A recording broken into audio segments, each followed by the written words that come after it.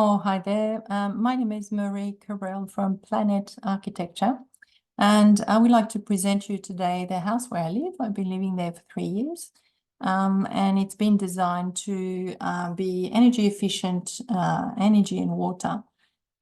It's got a water efficient landscape as well that you can see here. It's a photo almost 3 years old, so at the start, but it's doing quite well now.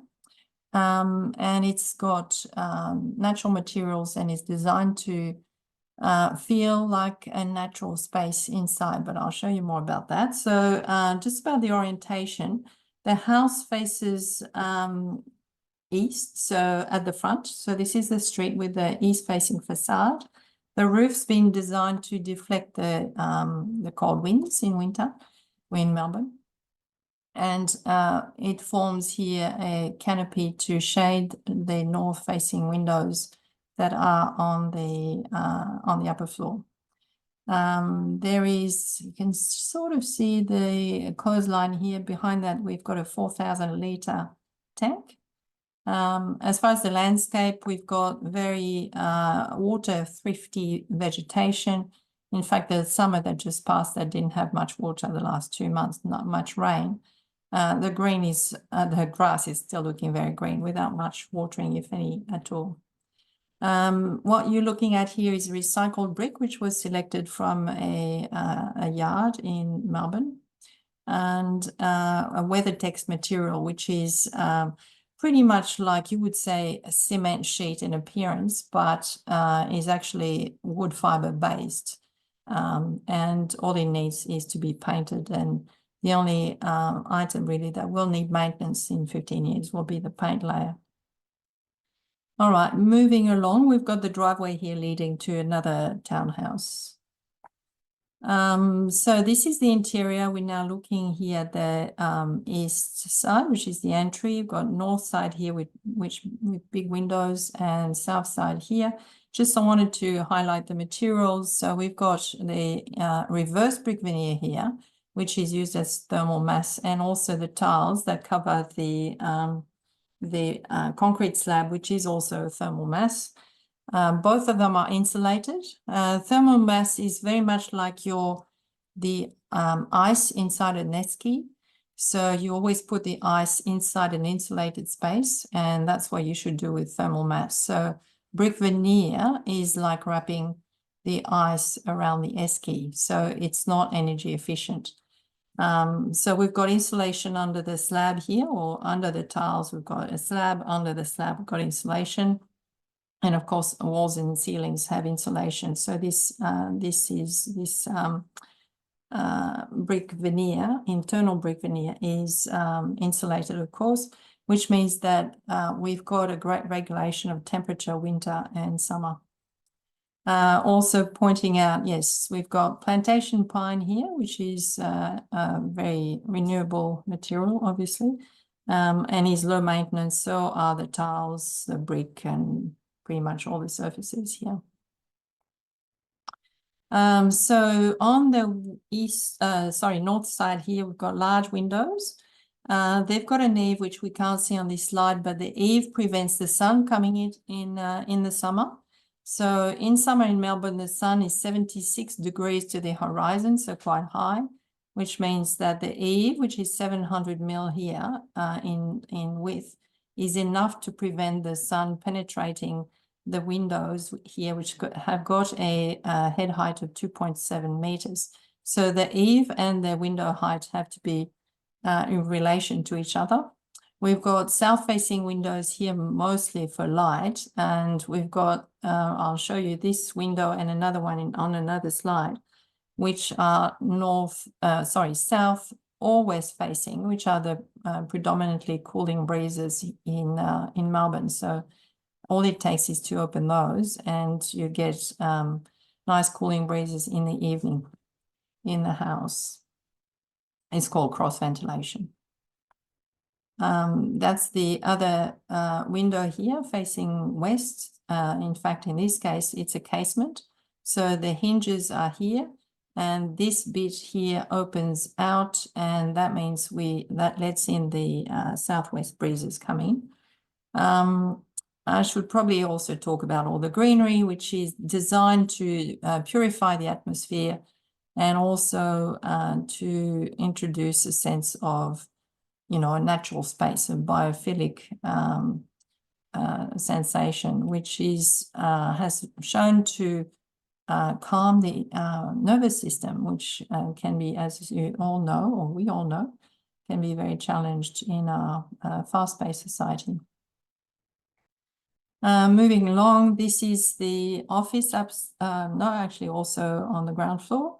North-facing windows as before, the same biophilic colors, lots of plants and natural materials. And this is actually painted pine, plantation pine. Now, windows, I should probably say they're all double glazed. These have got a colored film on them.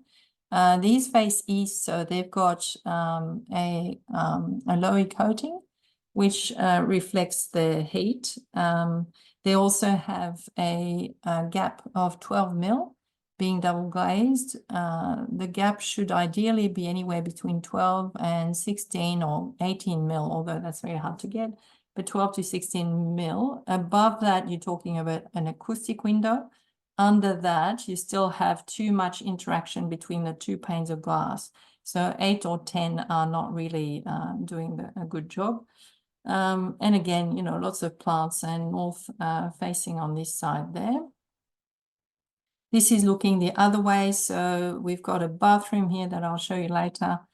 This is a north-facing bedroom with a little west-facing window for cross ventilation. This is now, that bedroom is the only room or habitable room in the house that does not face north. However, it's got a north face, oh, sorry, doesn't. It's got a west facing window, which can open and, or obviously opens and lets in again the cooling breezes. So even though it's not the best orientation for any room, in fact, as long as you've got a window in that room that opens either west or south, you will find that at the end of the day, when the sun has set and things are starting to mellow out, it will bring the breezes that will make it, you know, a lot more easier, a lot easier, I should say, for a bedroom to sleep in, along with ceiling fans, which should not be underrated. Okay, next slide. This is a view of the entry from the upper floor mezzanine. This is a low maintenance bathroom, lots of greenery again, but it's quite compact and you know, is able to accommodate quite a bit into a smallish room, really. It's also very low maintenance. The screen is a simple blade of glass, no frame, and all it needs is a squeegee. So the whole thing is very user-friendly. Now, the outside, we've got a veggie patch here, which is the courtyard, north-facing. This is a double stacker door that opens beyond the dining room that I showed you before. On the right-hand side, unfortunately, you can't see it, but there is a heat pump. The whole house is electric. There is no gas. It's a heat pump for domestic hot water. And I was telling you briefly about a tank, which is unfortunately also hidden, but on this side there, 4,000 litres, which addresses the both the garden and the toilets, 3 toilets in the house. And here you can see the eaves. So I'm not sure when that would have been, but looking at it, that could have been probably, say it was midday, would have been maybe at the equinox of either September or March. All right, moving along. Well, no, that's it. So just to also talk briefly about the energy use. There are solar panels on the house, 4.5 kilowatts, which in summer produce roughly 500 kilowatts a month. And the energy use in the house is about 80 kilowatts. And that means we've got a huge surplus in the summer.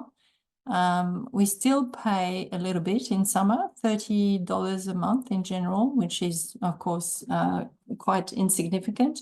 And this is due to the feed-in tariff, which is only 5 cents a kilowatt. As far as water, the use is about 100 liters per day per person, so it's also quite modest. I think, the house is heated with just the reverse cycle aircon. So we've got two systems, actually, one for this big room and one in the office. Upstairs, we don't have any cooling. We've got ceiling fans, which definitely do a good job. We've got good cross ventilation, and for winter, we've got some electric panels, which are only used half an hour to take the chill off.